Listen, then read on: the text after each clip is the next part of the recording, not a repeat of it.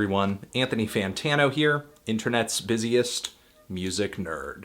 And just going to take my glasses off for a second because it's hot in here. And it's time for a vinyl update where essentially we look at some recent vinyl additions to my record collection. Yay! We're going to do this one raw, just like we always do, trying to keep things as unedited as possible because, you know, these are just kind of chill, they're laid back, chairs squeaking, all that good stuff. All right, this first record actually comes from the Eclectic Music Society of Coolness. They have an online record store. This album and more are available there. They're the sponsor of this video. Here we go. Outcast Aquemini. All right, Outcast Aquemini. Classic album from this southern hip-hop duo, Andre 3000, Big Boy. For a lot of people, this is their favorite Outcast album. I can understand why. Not only are Andre and Big Boy at the top of their spitting game, but there's some great songs on this LP, like The Return of the G, or Return of the G, rather, which, you know, has a deeper meaning, some social commentary going on with that track. And then you have tracks like The Art of Storytelling, parts 1 and 2. Another song that's really worth another 2 songs that are really worth reading into. And this record, or records rather, spread across 3 different LPs, sometimes 2 tracks to a side, though that's not much of a surprise considering how long some of the tracks on this LP are, like 7 minutes and up. Pretty long for hip-hop songs. You know, the Outkast is not screwing around on this album. They weren't, rather. And these are all out of order because I was listening to it earlier. And you could definitely tell, not only from the incredibly smooth, melodic, and colorful instrumentals on these LPs, that Outkast, on these records, these 12 inches, rather, that Outkast is a huge influence on modern artists, you know, specifically Big Crit.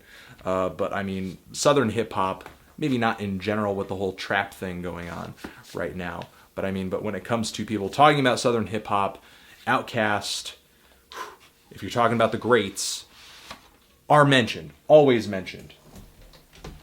Again, that record came from the good people over at Eclectic. Cool? Cool. All right, this next one is another hip hop album, recent reissue, from Light in the Attic Records, Pendulum Records, Digable Planets, Blowout Combs, Ishmael Butler over here, Mr. Butterfly on this album, and of course the rest of Digable Planets as well. But you remember Ishmael if you've been listening to more modern hip-hop stuff from Shabazz Palaces.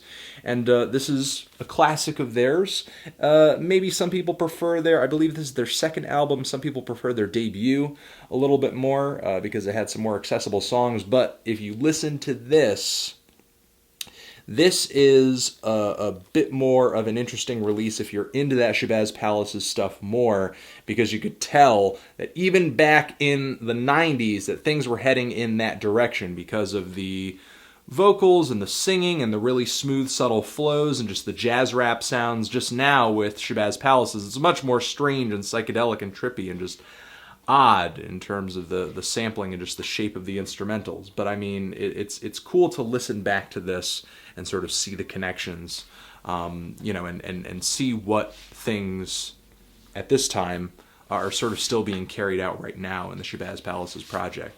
Now, for this reissue, they put together some good packaging. Not only is this just a huge, thick sleeve just to hold all of it, but you've got like this nice big sheet opening where essentially kind of they're giving you a little bit of background on Blowout Comb and just Shabazz Palaces around this time in their career. You've got these great record sleeves that not only kind of go a little bit into some of the members of, you know, give you all the credits and everything for all the songs, just kind of these additional Doodlebug branches out. You know, it's a really sort of in-depth package for this record. This is a poster, I believe. We've got a poster over here as well. I mean, it wouldn't be an epic reissue without a poster. Look at that! Look at that! How many rooms do you think this was on in the 90s? You know, people were just like putting this on their wall like, yeah, I'm really into Digable Planets, bro. I don't know if people were really saying bro back then. I was alive back then. I distinctly do not remember people saying bro a lot, at least to me anyway. People probably saying, hey, little kid. And more awesomeness in the packaging. You know, if you're into Shabazz Palaces, I would get into this. And if you're into Digable Planets and you only own this record on CD, or just digitally, it's a really worthwhile reissue. So there you go. Next, another compilation from Analog Africa, Diablos de Ritmo, 1975 to 1985, Part 1. Even though this comes from sort of that 10-year era of music, this picture on the front looks much older. Looks like it came from 10, maybe even 20 years previous, but you know, still. Not a bad compilation. 4 sides on this thing. Almost 16 tracks, a lot of Latin music, a lot of Latin grooves. I wasn't completely enthralled with the tunes on this thing, or at least most of them. They just had a whole ton of just grooves upon Latin grooves on this thing. And, you know, they were talking about calling this, rather, the Colombian melting pot on the front, and kind of insinuating that this is sort of Afrobeat music fused with Latin music, and maybe you could sort of make that claim with the, you know, Afro-Colombian blend, not blend, but what I want to say, you know, Afro-Colombian people of descent, on top of the fact that, you know, you have these songs that are just very hypnotic, very repetitive on the groove, but maybe I was looking for something just a little bit tuneful, and for something this groove based, I didn't find some of the songs on here to be that hard hitting, or sort of, you know, getting me in kind of a wild, like, oh crap, I have to move to this.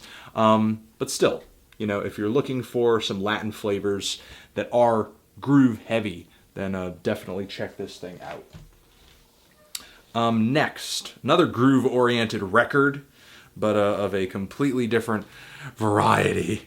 Public Image Limited's second edition, aka Metal Box. This is essentially their sophomore album, their Metal Box album, reissued and retitled as second edition, since I guess they didn't want to continue calling it Metal Box, since when they reissued it, they just couldn't go continuing to call it Metal Box, since it's no longer in a metal box. But essentially here, this is John Lydon of the Sex Pistols forming a new band after the Sex Pistols had essentially dissipated.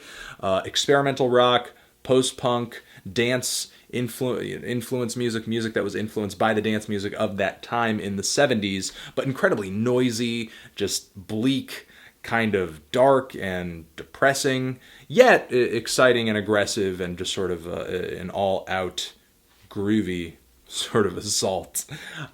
Really sharp, just ear-piercing guitars on this thing, as well as John Lydon's just very manic vocals. I'm digging the cover art on this thing, sort of the warped pictures of the band members. And yeah, just like a really intense record. Not only are the faster moments, the louder moments just like, wow, but the slower, just like more depressing moments, like Swan Lake, the opening track on this LP, one of the slowest and just sort of weirdest tracks on the entire thing, are just kind of like, so, you know, if you're looking for something a little out there, because this is definitely less conventional than their debut record, but is still by a lot of critics hailed a lot more for being a lot bolder and just more odd. You know, if you're looking for something like that, do check it out. All right, this next record, Faust 4. These guys are a German rock outfit who are incredibly interesting in terms of their backstory and just sort of some of the stuff that they did outside of their music. Getting a really huge payday from Polydor Records for their debut album, going on to Virgin Records and selling a 12-inch album, their third record, I believe, for the price of a single. So a full-length record for the price of a single, and it ended up rocketing the record up the charts for how cheaply they sold it. And they sort of sold it that cheap just to prove a point about the charts and that kind of stuff, or at least how the charts worked at the time. And yeah, it's just basically some psychedelic rock, a little bit of drone stuff on here, experimental rock, kraut rock, on here, but the songs that are going to stick out most are the ones that are kind of like these oddball rock and roll songs. There is a kind of like a 2-track thing going on this record. You do have these weirder, more abstract songs that are just kind of sonic explorations that are really interesting, and then you've got these rock tunes that I imagine are maybe at least slightly tongue-in-cheek that kind of remind me of R. Stevie Moore in a sense with how slightly goofy they are, but still incredibly enjoyable and just fun. You wouldn't think that a record this odd would have a sleeve that's just kind of so simple and bare, but you know, Faust was always pretty unconventional with their gonna continue. Faust was always pretty unconventional with their cover art, and it's got a really cool sleeve in here. You know, actually, sort of giving a picture of this Faust and Henry Cow tour dates thing. Henry Cow, another experimental rock band that you should definitely get into. Henry Cow, and let's do this. Toad, Endless Night. These guys are a sludge metal band bringing black metal together with sludge metal, and I reviewed their record recently, this one. Oh, look at this occult ritual going on over here. This thing is heavy as hell. And really dark, too. Though I didn't love this thing. I do wish it was longer, and I do wish the songs had a bit more variety to them. This is a good thing. This is a good thing. Again, heavy as hell, and I think when I gave it a listen on vinyl, it struck me as being a lot more bassy than when I was just listening to the MP3s of this thing. And this final couple of records that I'm going to mention are not really records that you should listen to simply for, you know, just sitting back and like, or maybe you're that kind of person. You know, if you are, let me know. Wow. Wow. I have 2 of these, and there's a reason I have 2, because these records come as a set. If you go to heavylistening.com, you could pick up these records if you'd like. They're a bit of an interesting experiment. Basically, both of these albums, or both of these 12 inches, on both sides, have a single never-ending, or I guess it sort of ends until you hit the end of the record, has a single, just long-lasting, low-end frequency that just plays continuously.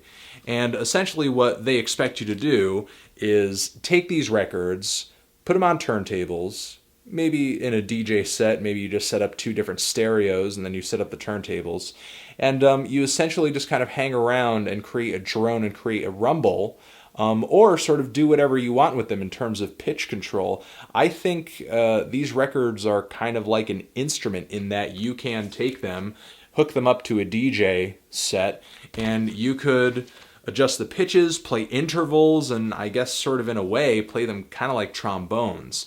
I'm sure for people who have DJ sets or DJ setup, where you can, you know, do some scratching with these things, where you can, you know, adjust the tones, where you can add some reverb or some echoes, and really kind of get weird with the effects.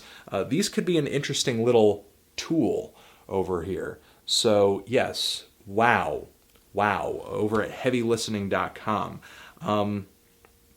I don't think they come cheap, but if you can get a hold of these and you think that, you know, you can perform with them, that you can do something with them, you know, playing out or make some kind of, you know, just live sound experience with them, then definitely get into this, you know. Or if, you know, I imagine you wouldn't have a DJ set up if you weren't going to be playing out all that often, but I guess what I'm getting at is if you want to try to do something in the comfort of your own home, you know, just make sure that you have the setup to do so.